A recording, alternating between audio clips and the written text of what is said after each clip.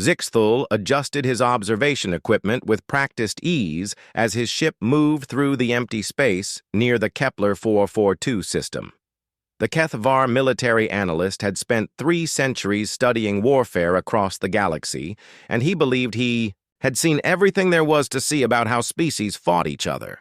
His purple-scaled hands moved over the controls with confidence as he prepared to document yet another predictable conflict between primitive species. The humans were new to the galactic stage, and from what Zixthul had read in the reports, they seemed unremarkable.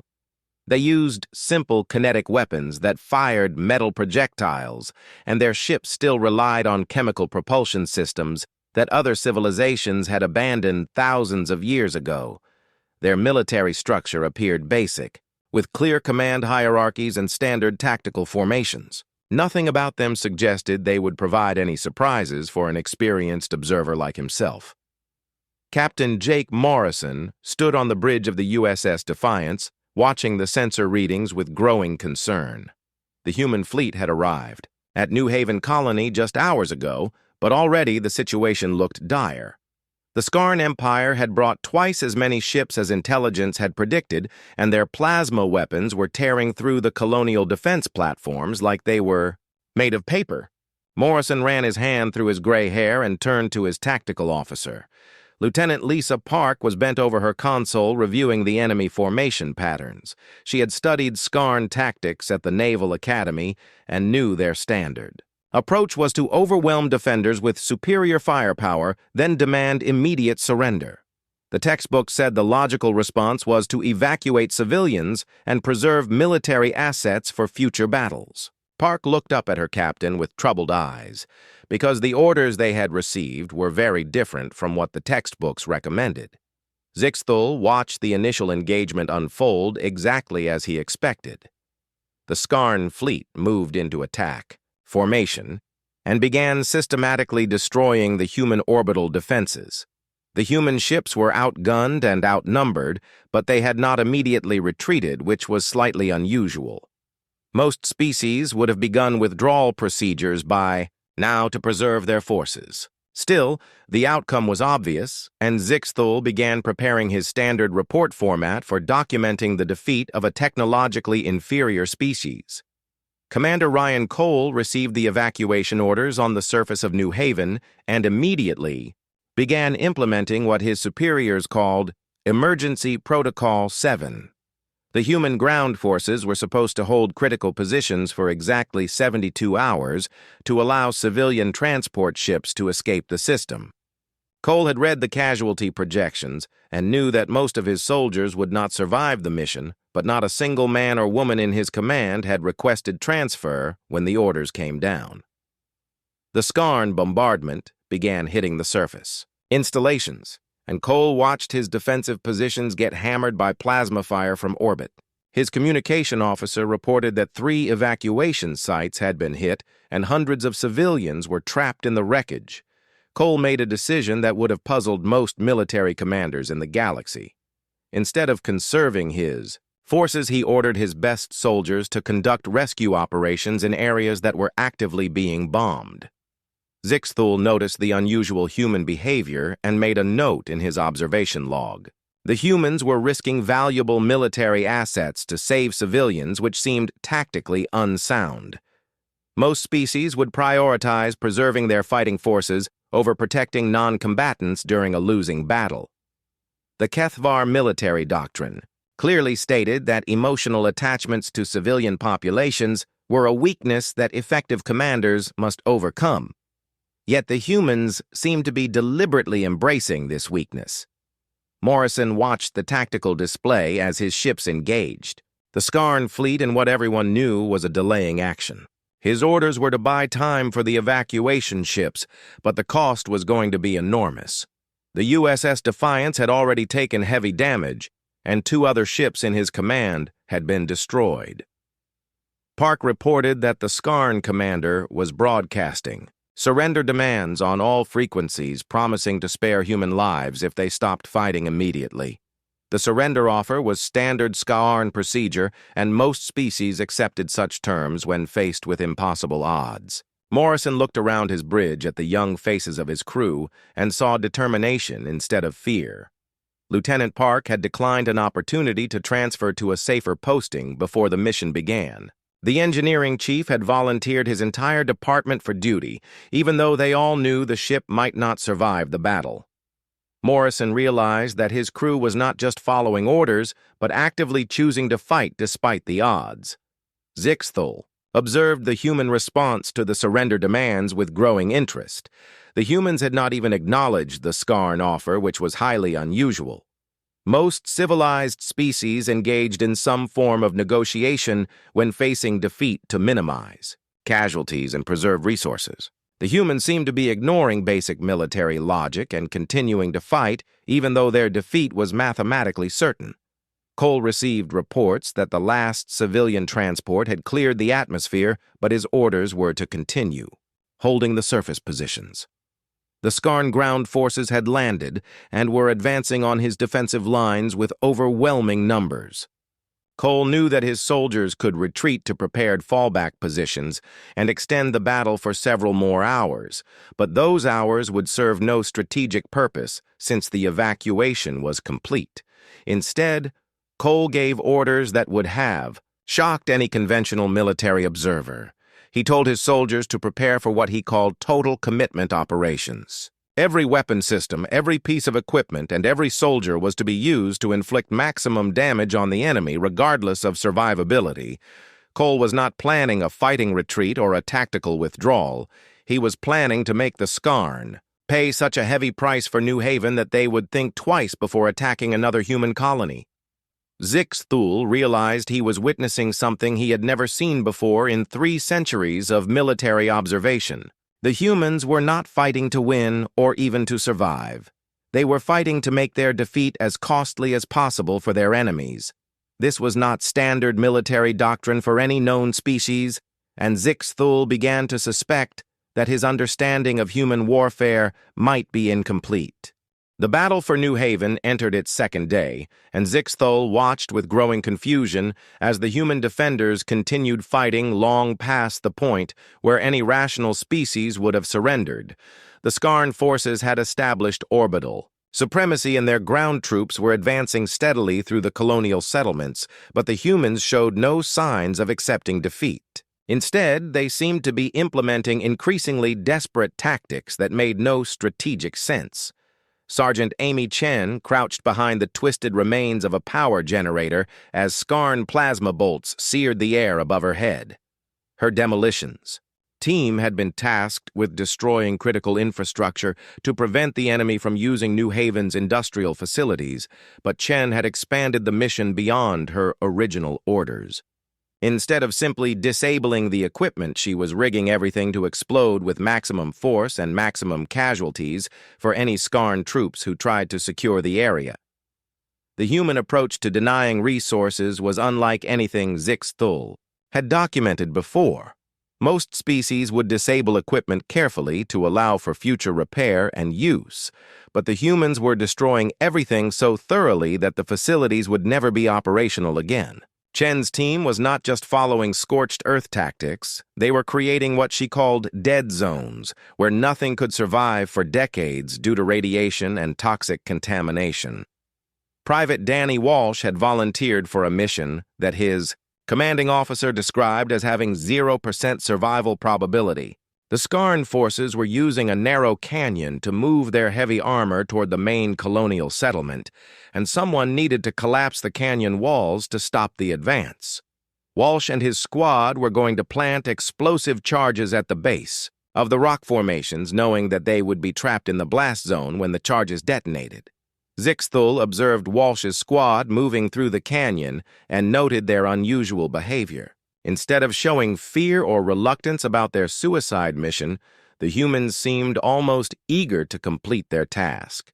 Walsh was joking with his squad mates as they placed the explosives, and they were discussing how much damage they could inflict on the enemy rather than lamenting their approaching deaths. This psychological profile was completely outside Zixthul's experience with military personnel from other species.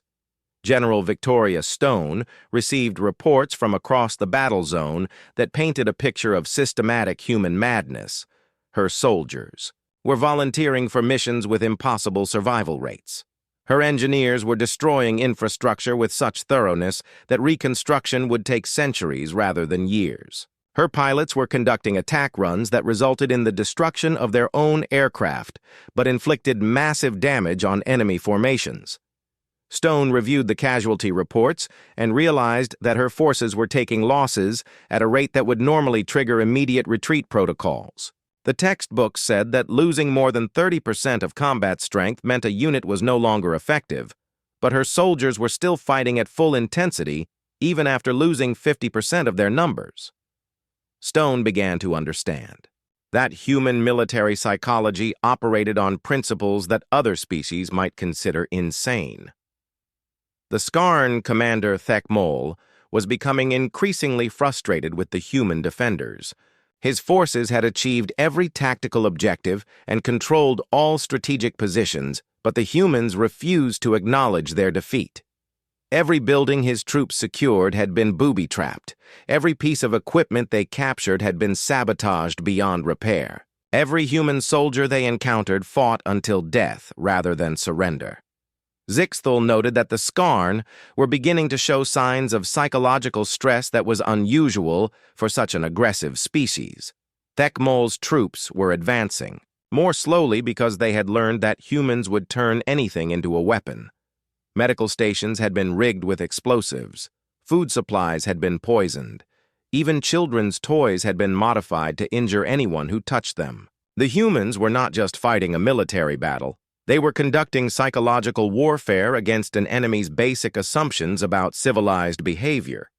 Danny Walsh's squad reached their target position and began placing the final explosive, charges. The Skarn armor column was approaching the canyon entrance, and Walsh knew he had maybe 10 minutes before the enemy reached the kill zone.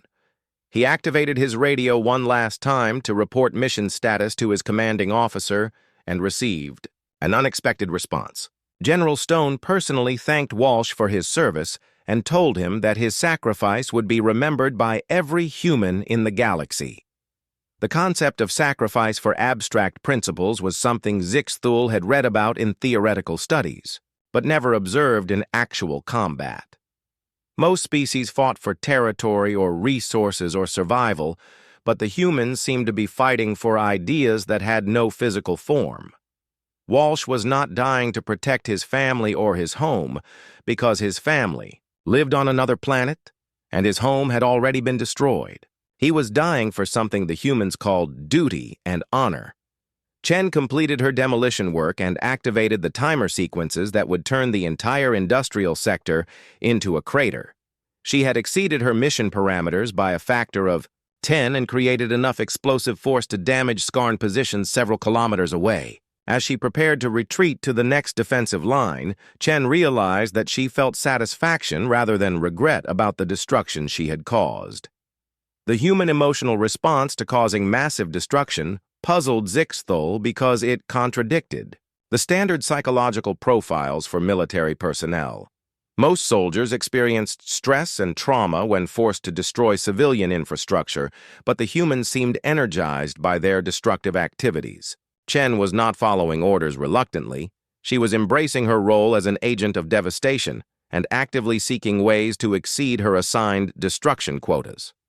Walsh triggered the canyon explosives and watched the rock walls collapse in a cascade of stone and dust that would block Skarn vehicles for weeks. His squad was caught in the avalanche as planned, but Walsh lived long enough to see that their sacrifice had achieved something greater than tactical success.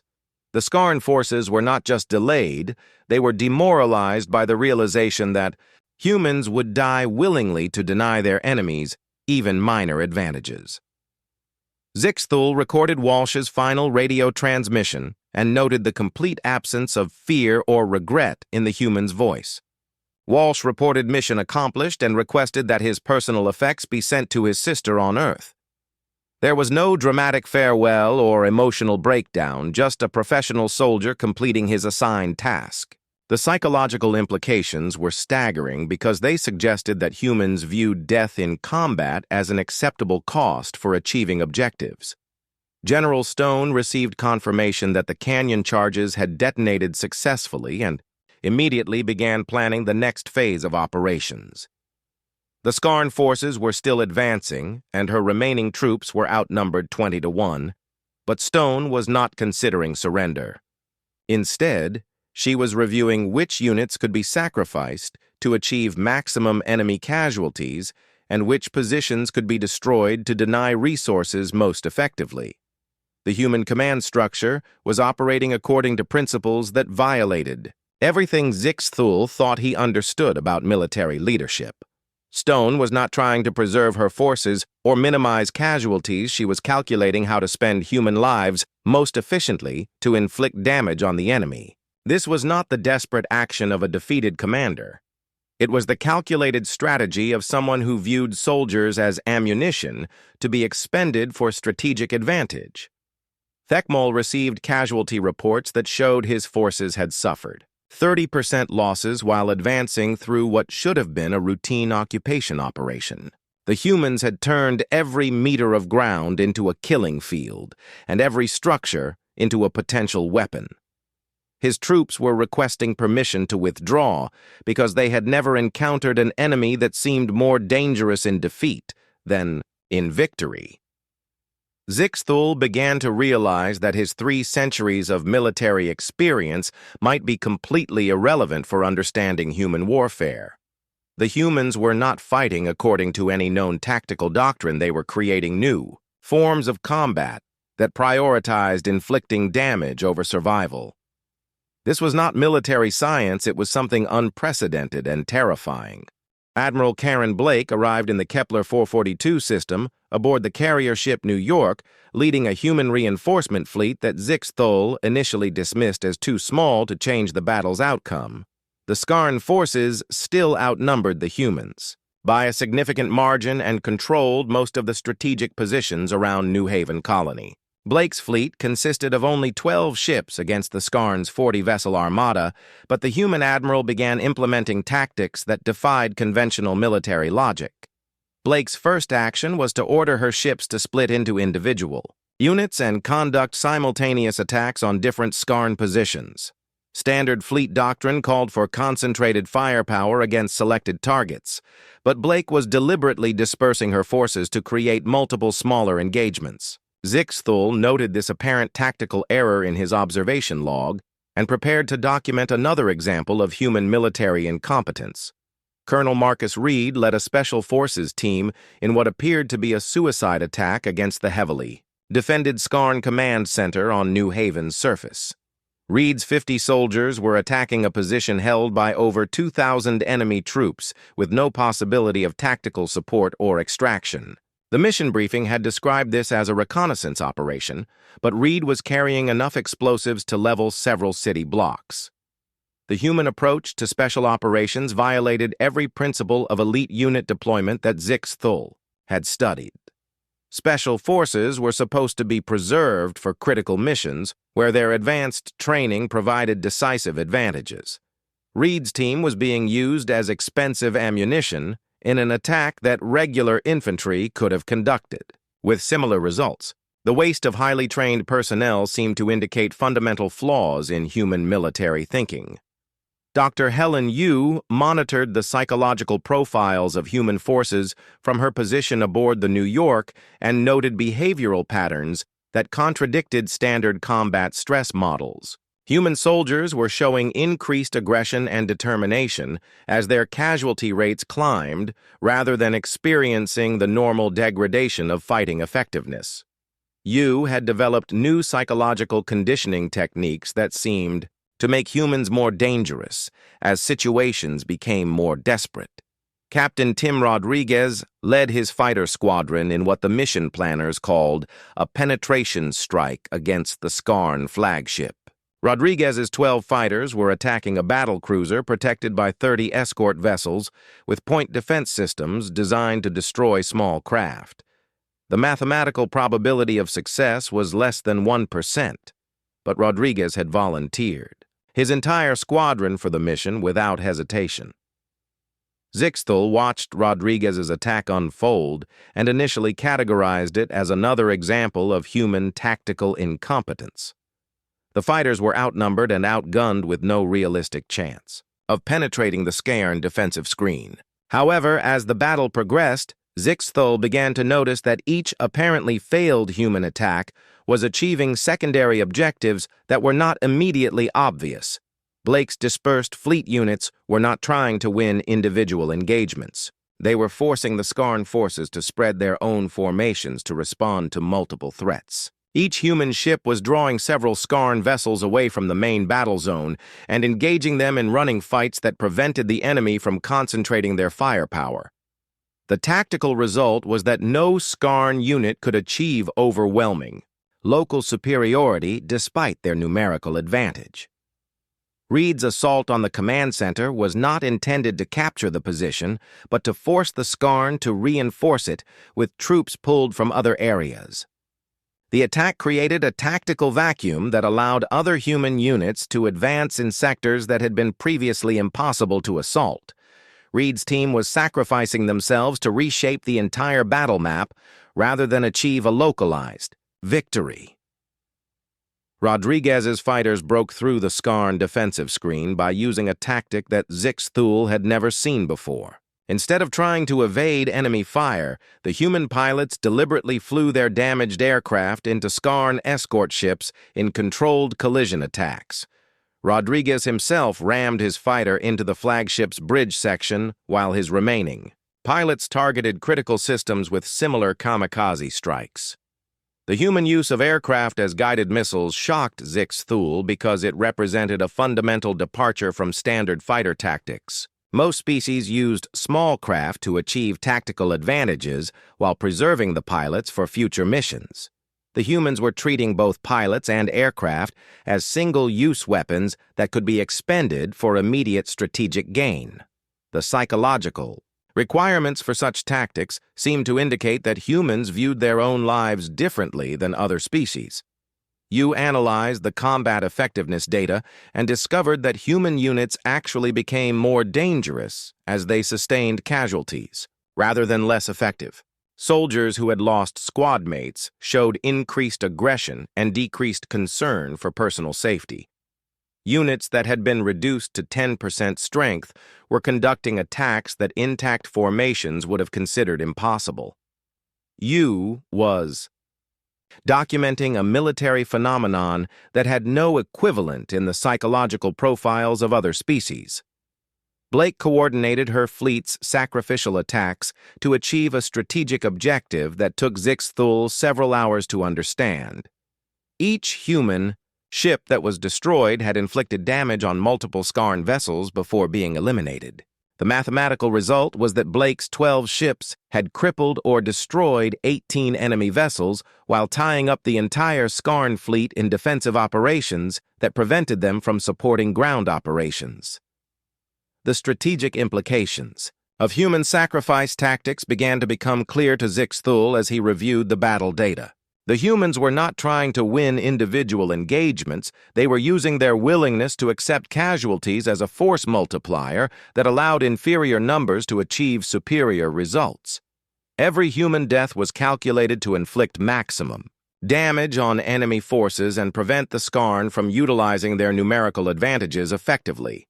Reed's team completed their mission by detonating explosives that destroyed not only the Scarn command center, but also collapsed a network of underground tunnels that had been used to move troops and supplies across the battlefield. The explosion created a tactical situation where Scarn forces on different sides of the crater could not support each other effectively. Reed had traded 50 human lives for the strategic isolation of several thousand enemy soldiers. Rodriguez's kamikaze attack had damaged the Scarn flagship so severely that it was forced to withdraw from the battle zone for repairs. The remaining escort vessels were too damaged to provide effective protection for other capital ships, and the entire Scarn fleet formation began to break apart as individual commanders sought to avoid similar suicide attacks. 12 human fighters had neutralized an enemy fleet that should have been able to destroy them with minimal losses. Yu documented the psychological transformation that occurred in human soldiers during extended combat and realized that humans became more effective warriors as battles became more desperate. Other species showed predictable degradation in performance as stress levels increased, but humans seemed to thrive in situations that would break the morale of conventional military forces. The implications suggested that humans were naturally adapted for a form of warfare that other species found psychologically impossible. Zixthol began to understand that what he had initially interpreted as human tactical incompetence was actually a sophisticated military doctrine based on principles that no other species had ever developed. The humans were not making mistakes. They were implementing strategies that used their willingness to die as a weapon more powerful than any technology. This realization forced Zixthol to reconsider everything he thought he knew about effective military operations. Blake received reports that her sacrificial tactics had achieved their strategic objectives and began planning the next phase of operations. The Skarn forces were still numerically superior, but their morale was breaking down as commanders realized that every tactical victory came at a cost that made strategic success impossible. Blake was not trying to defeat the enemy. In conventional terms, she was making continued aggression too expensive for the Skarn to sustain. The war spread to the industrial world of Titan's Gate, as both human and Skarn forces committed additional resources to what had become a galaxy-wide conflict. Zixthol followed the expanding battle to observe what he expected would be a conventional siege scenario, but instead witnessed humans employing methods of warfare that challenged his fundamental understanding of military science. The industrial facilities on Titan's Gate were critical to both sides, but the humans seemed more interested in denying them to the enemy than capturing them for their own use.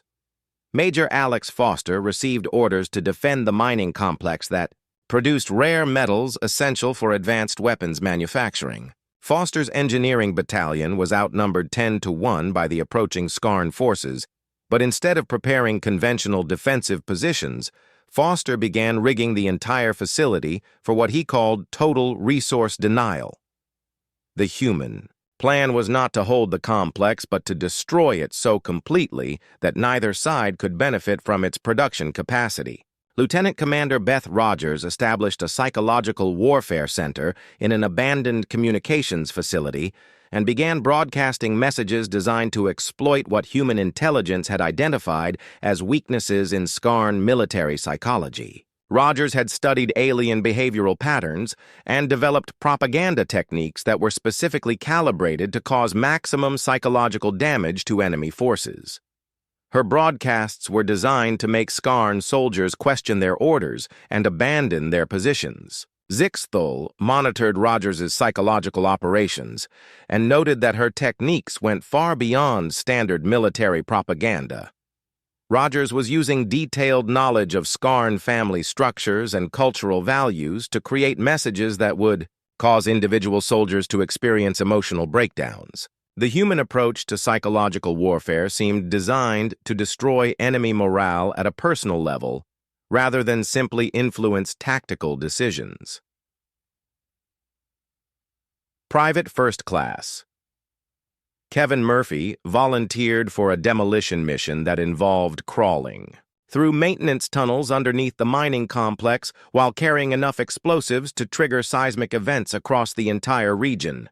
Murphy's mission was to plant charges at critical geological stress points that would cause artificial earthquakes when detonated. The resulting ground instability would make the area unusable for industrial operations for decades. The human willingness to destroy valuable resources, rather than allow enemies to capture them, represented a strategic philosophy that Zixthol had never encountered before. Most species fought to control territory and resources for their own benefit, but humans seemed more concerned with denying benefits to their enemies than gaining advantages for themselves. Murphy was not just destroying a facility he was making the entire planet less valuable to any potential occupier. Skarn war leader Vexdar received reports from his ground commanders that described human tactics as increasingly unpredictable and destructive. Every position his forces captured had been systematically sabotaged. Every resource they secured had been contaminated or booby-trapped. Every civilian area they entered had been evacuated so thoroughly that nothing of value remained. The humans were conducting a form of total warfare that left nothing useful behind for the occupying forces. Foster's engineering teams completed their preparations and began the systematic demolition of industrial infrastructure across Titan's Gate. The explosions were timed to create cascading failures that would amplify the destruction beyond what conventional demolition could achieve. Foster was not just destroying buildings, he was reshaping the planetary geology to make reconstruction impossible. The craters his explosives created would become permanent lakes that would flood any attempt to rebuild in the same locations. Roger's psychological broadcasts began to achieve measurable effects as Skarn units reported increasing rates of desertion and insubordination. Her messages were personalized using captured communications to reference specific Skarn soldiers by name and describe the fate of their family members on occupied worlds.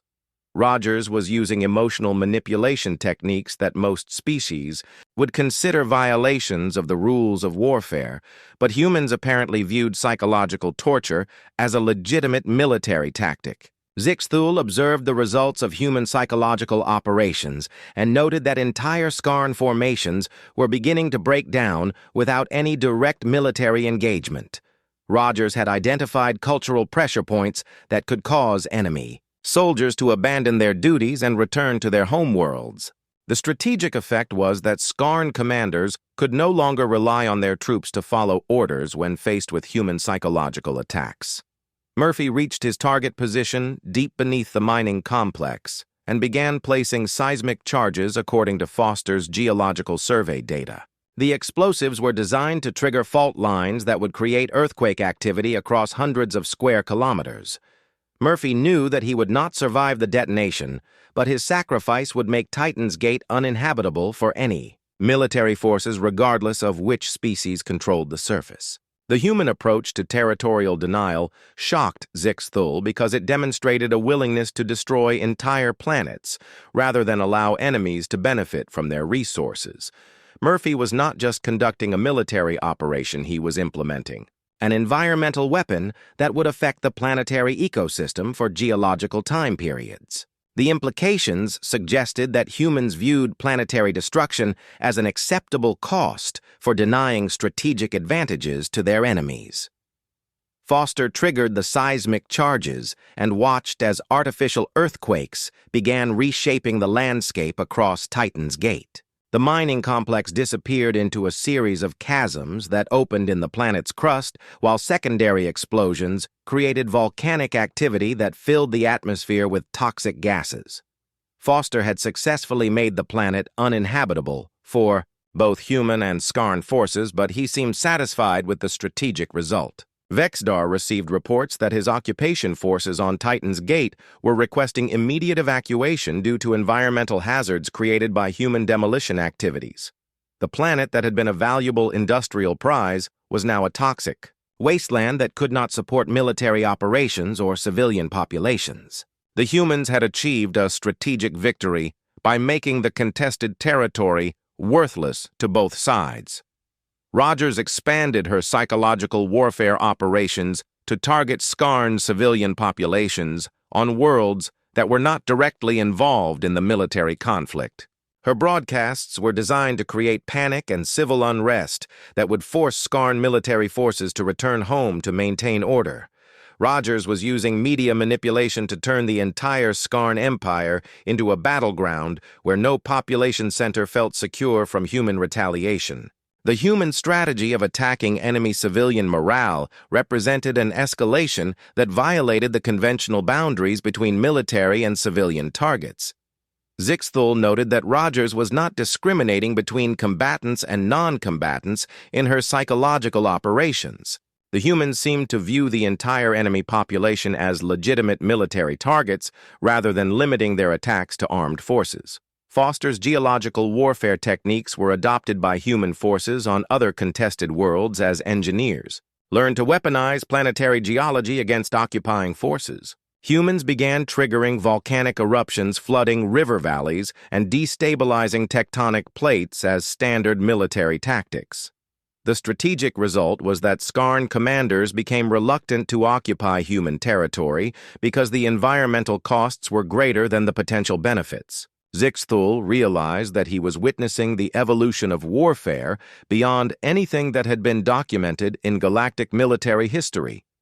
The humans were not just fighting for territory or resources, they were systematically destroying the value of contested areas to make conquest pointless. This represented a fundamental shift in strategic thinking that could change the nature of interstellar conflict. Vexstar received orders from the Skarn High Command to withdraw from Titan's Gate and avoid direct engagement with human forces until new tactical doctrines could be developed. The traditional Skarn approach to warfare was based on overwhelming force and rapid occupation, but human tactics made occupation impossible and victory meaningless. The war leader began to understand that humans were fighting a completely different kind of war than anything the Skarn Empire had encountered before. The Skarn Empire mobilized its entire military for a final assault on Earth itself, as Emperor Kraltek decided that the human homeworld must be conquered to end the spreading conflict that was destabilizing the galaxy. Zixthul's observation. Ship was detected by both sides as the massive fleets converged on the Sol system, and he found himself inadvertently involved in the climactic battle. The humans offered him protection in exchange for intelligence about Skarn fleet movements, and Zixthul agreed, thinking he would witness the final defeat of humanity. President Jonathan Taylor addressed the Global Defense Council from his bunker, beneath the Rocky Mountains, as Skarn forces gathered at the edge of the solar system. Taylor's speech was broadcast to every human military unit and civilian population center with a message that shocked Zixthul with its implications. The president announced that Earth would never surrender regardless of the cost, and that humanity had prepared defensive measures that would ensure no enemy could benefit from conquering the human homeworld. General Patricia Wells coordinated Earth's defensive preparations from the Cheyenne Mountain Complex while reviewing casualty projections that predicted the complete destruction of human civilization. Wells had access to weapon systems that could sterilize entire planets, but she was planning to use them on Earth itself rather than allow the Skarn Empire to claim victory. The human high command was implementing contingency plans that treated mutual annihilation as an acceptable alternative to defeat. Commander Andrew Kim received sealed orders that authorized him to activate Protocol Omega if Skarn forces successfully landed on Earth's surface. Kim's unit controlled defensive systems that could trigger solar instability using focused gravitational manipulation technology. The resulting stellar explosion would destroy both Earth and the attacking Skarn fleet. But Kim had accepted the mission without questioning the strategic logic of mutual suicide. Dr. Maria Santos completed her calculations on the gravitational resonance patterns that could destabilize Sol's nuclear fusion processes and create a supernova event that would sterilize the entire solar system. Santos had volunteered for the project, despite knowing that successful completion would result in her own death along with every other living thing within 50 light years. Her scientific team was enthusiastic about the technical challenge of weaponizing a star. Zixthul reviewed the human defensive plans and realized that he was witnessing preparations for the most extreme military strategy in galactic history. The humans were not just willing to die fighting, they were prepared to destroy their own star system to prevent enemy victory. This level of strategic commitment went beyond anything that Zixthul's 3 centuries of military experience had prepared him to understand. The Skarn invasion fleet entered the solar system with overwhelming numerical superiority and advanced technology that should have guaranteed rapid victory. Emperor Kraltek commanded over 500 warships supported by ground invasion forces that outnumbered human defenders by 20 to 1. The Emperor expected to crush human resistance within days and establish Skarn control over the strategic Sol system. Wells received intelligence reports from Zixthul's observations that confirmed Skarn tactical patterns and deployment schedules. The alien military analyst had provided detailed information about enemy fleet formations in exchange for human protection, but Wells was using the intelligence to plan attacks that would maximize Skarn casualties rather than achieve defensive victories. Wells was not trying to repel the invasion, she was calculating how to make it as costly as possible. Kim's gravitational manipulation systems came online as Skarn forces approached Earth's orbital defenses and began implementing the preliminary phases of stellar destabilization. The technology required precise timing and coordination between multiple installations, but Kim's teams had practiced the procedures until they could execute Protocol Omega within minutes of receiving activation orders. The human defenders were literally holding a gun to their own planet's head. Santos monitored solar activity patterns and confirmed that her gravitational resonance calculations were accurate enough to trigger controlled stellar collapse if the situation became desperate. The technical challenge of destroying a star was unprecedented, but Santos had solved the theoretical problems and developed practical implementation methods. Her team was ready to commit species suicide rather than accept defeat. Taylor received reports that Skarn ground forces were beginning planetary assault operations, despite taking heavy casualties from human defensive systems. The President reviewed the activation criteria for Protocol Omega and confirmed that the conditions for stellar destruction were approaching rapidly. Taylor was prepared to give the order that would end human civilization to prevent Skarn victory. Zixthul observed the human preparations for self-destruction and began to understand that he was witnessing a form of warfare that transcended rational strategic thinking. The humans were not fighting to achieve military objectives, they were fighting to ensure that their enemies could not achieve objectives either. This represented a psychological approach to conflict that made traditional victory impossible because humans would rather destroy everything than accept defeat. Wells coordinated defensive operations that were designed to inflict maximum casualties on Skarn forces while drawing them deeper into Earth's gravity well where they could not escape the effects of stellar destruction. The human defensive strategy was essentially a trap that would eliminate both the attacking fleet and the defending planet. Wells was using Earth itself as bait in a strategic gambit that no other species would have considered. Kim received preliminary authorization to begin stellar manipulation procedures as Skarn forces established beachheads on Earth's surface. The gravitational systems were powered up and ready to begin the resonance cascade that would turn Sol into a weapon capable of destroying everything within the solar system. Kim was holding the trigger for the ultimate suicide weapon, while human defenders continued fighting conventional battles. Emperor Kralthek realized that human resistance was unlike anything the Skarn Empire had encountered in centuries of conquest. Every tactical victory came at a cost that made strategic success questionable, and his intelligence officers were reporting that humans had developed weapons capable of destroying star systems. The Emperor began to understand that he was not fighting a conventional war but engaging an enemy that viewed mutual destruction as an acceptable outcome. Santos completed the final calculations for stellar destabilization and confirmed that Protocol Omega could be implemented successfully within the required time parameters. The gravitational manipulation would trigger a chain reaction that would consume the entire solar system, but Santos expressed satisfaction with the technical elegance of the solution.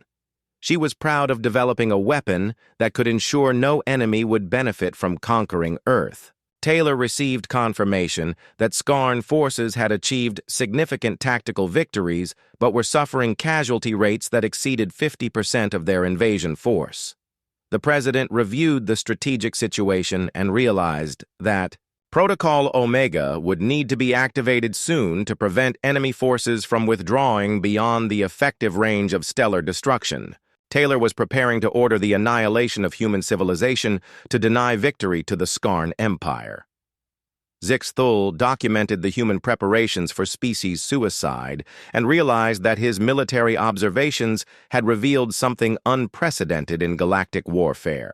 The humans had developed a strategic philosophy that made conquest meaningless because they would rather cease to exist than submit to enemy control. This psychological approach to conflict represented a form of warfare that could not be defeated through conventional military means, because victory itself became impossible when the enemy preferred mutual annihilation to surrender. Admiral Susan Clark commanded Earth's final defense from the bridge of the battleship Washington, as Skarn forces pressed their assault against the last human strongholds in orbit around the planet. Clark had accepted command knowing that her mission was not to achieve victory, but to ensure that the enemy paid the highest possible price for their conquest. The Admiral's orders were to inflict maximum casualties on Skarn forces while positioning them for elimination by Protocol Omega when President Taylor gave the final authorization. Captain Nathan Cross volunteered to lead a boarding assault against the Skarn flagship despite intelligence reports that indicated the mission had zero probability of success. Cross and his Marines were not attempting to capture the enemy vessel, but to plant nuclear charges in its reactor core that would create a chain reaction capable of destroying the entire Skyarn fleet. Cross understood that his team would die in the explosion, but he viewed their sacrifice as necessary to achieve strategic objectives. Technical Sergeant Lisa Park received orders to manually override the safety systems on Earth's gravitational manipulation array when automated systems failed due to Skarn sabotage efforts. Park's mission required her to remain at the control station during the stellar destabilization sequence, which meant certain death when the solar explosion reached Earth. Park accepted the assignment and expressed pride in being chosen for such a critical responsibility. Zixthul observed the final phase of the battle from his position embedded with human forces and realized that he was witnessing the ultimate expression of human military philosophy. The humans were not fighting to win or survive, they were fighting to ensure that their enemies could not win either. This represented a fundamental approach to warfare that made traditional concepts of victory and defeat meaningless because humans would accept mutual annihilation rather than submit to conquest. Cross's boarding team breached the Skarn flagship's hull using modified mining equipment that had been converted into military weapons. The human Marines fought through the ship's corridors with the desperate intensity of soldiers who knew they would not survive the mission, but were determined to complete their objectives. Cross led his team toward the reactor core while Skarn defenders tried to stop them with increasing desperation. Emperor Kralthek received reports that human boarding teams had penetrated his flagship's defenses and were approaching critical systems.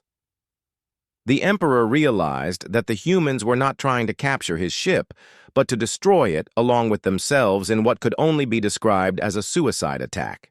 Kralthek began to understand that he was facing an enemy that viewed their own deaths as weapons to be used against their opponents.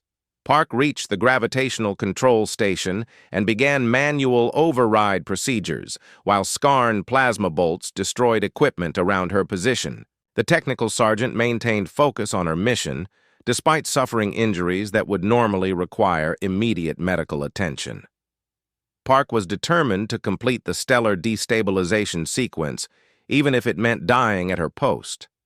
Clark coordinated the final human attacks to position Skarn forces within the effective range of solar destruction, while keeping them concentrated enough to maximize casualties from the coming explosion. The Admiral was using her remaining ships as bait to draw enemy vessels into a trap that would eliminate both fleets simultaneously. Clark viewed the tactical situation as successful because the strategic objective of mutual annihilation was being achieved. Cross reached the Skarn reactor core and began placing nuclear charges while his surviving Marines held defensive positions against increasingly desperate enemy counterattacks. The captain knew that detonating the charges would trigger a matter-antimatter explosion capable of destroying every ship within several thousand kilometers. Cross activated the timer sequence and reported mission completion to Admiral Clark before the reactor breach eliminated both human and Skarn forces. Zixthul watched Cross's suicide attack destroy the Skarn flagship along with most of the enemy fleet, and realized that human tactics had achieved strategic success through methods that no other species would have considered. The humans had won the battle by making victory impossible for both sides. This represented a form of warfare that transcended rational military thinking because it prioritized denying enemy success over achieving friendly objectives.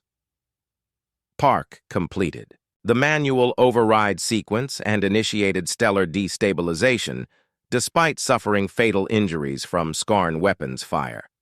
The technical sergeant remained conscious long enough to confirm that the gravitational manipulation systems were functioning properly and that solar instability was increasing according to predetermined parameters. Park died knowing that her sacrifice would ensure no enemy could benefit from conquering Earth.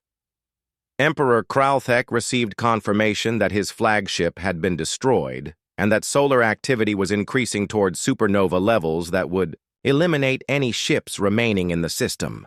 The Emperor realized that the humans had achieved their strategic objective of making conquest meaningless by ensuring that victory would result in mutual annihilation. Kralthek ordered his surviving forces to retreat from the solar system before the stellar explosion could reach them. Clark received the Emperor's retreat order through intercepted communications and understood that human strategic objectives had been achieved through the ultimate sacrifice. The Skarn Empire had abandoned their conquest attempt because the humans had made victory too costly to sustain.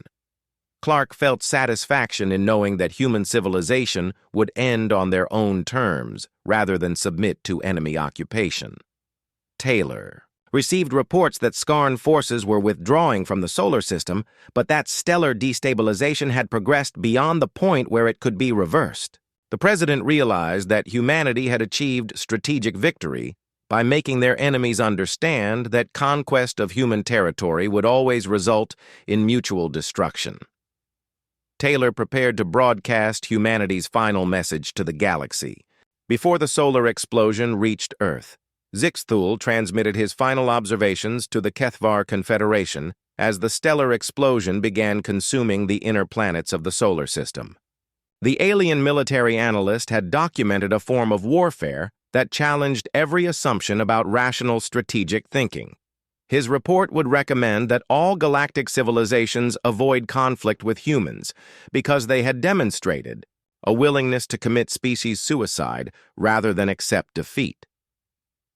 The message that President Taylor broadcast to the galaxy explained that humanity had chosen extinction rather than submission, and warned other species that any attempt to conquer human worlds would result in similar mutual destruction.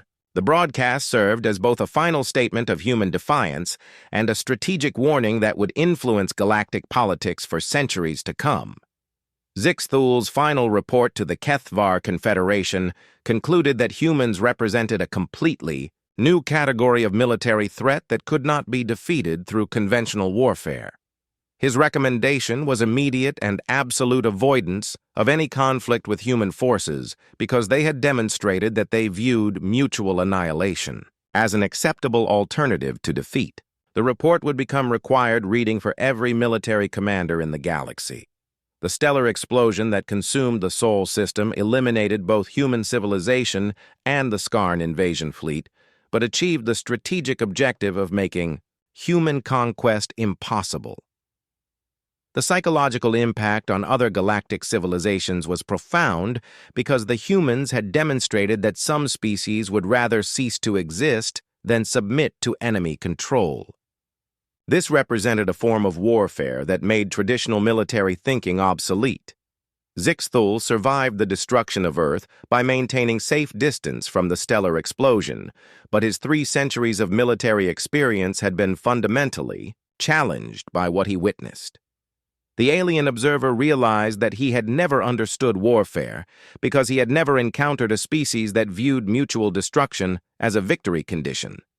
His final conclusion was that humans did not fight wars. They fought something far more terrifying that he could only describe as absolute commitment to their principles regardless of consequences.